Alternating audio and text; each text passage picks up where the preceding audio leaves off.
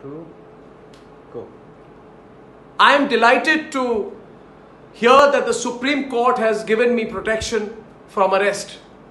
I am deeply grateful to the Supreme Court for also upholding my constitutional right to report and broadcast, and for defending my freedom of expression and my freedom as a journalist.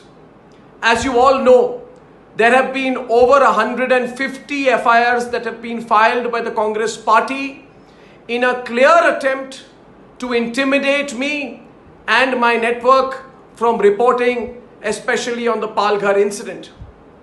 I am very grateful that the Supreme Court has not allowed the Congress party to harass and intimidate me and my network by filing hundreds of cases, especially in states which are Congress ruled.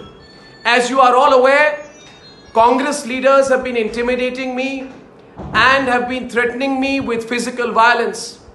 I am deeply grateful that the Supreme Court has noted the violent assault on me and my wife, Samyabrata Ray, editor of Republic, day before night. I am very grateful that the Supreme Court, taking view of the violent attack on me by Congress workers, has asked the Mumbai Police Commissioner to look into the security of my physical establishment, the Republic Network studio, and for me personally. For all of this, I am deeply indebted to the Supreme Court of India. My faith in the country's highest to the Supreme Court of India.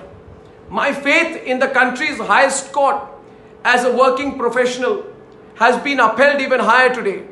And I bow down to the Supreme Court for the manner in which they have defended my rights as a journalist today.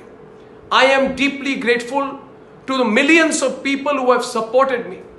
I am deeply grateful to citizens of India who have written to me at a time when me and my family are being subject to harassment by the Congress party leadership.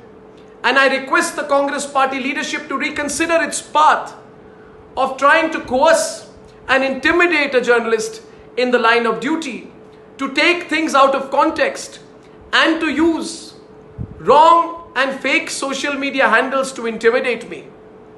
My dear friends, in the course of the last 72 hours, numerous attempts of physical violence and threats of physical violence have been made against me. My phone number is being circulated by people associated with that political party, and I am being attacked and abused constantly on a daily basis. I can share the details of the people who on the phone have been abusing me and attacking me.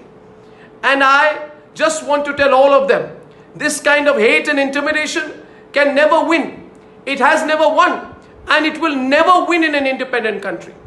I am not going to be cowed down by the physical violence, by the threats, and with the abuse. It will make my resolve to report independently even firmer. And I also want to tell the lawyers of the Congress party that it is absolutely unethical to report independently even firmer.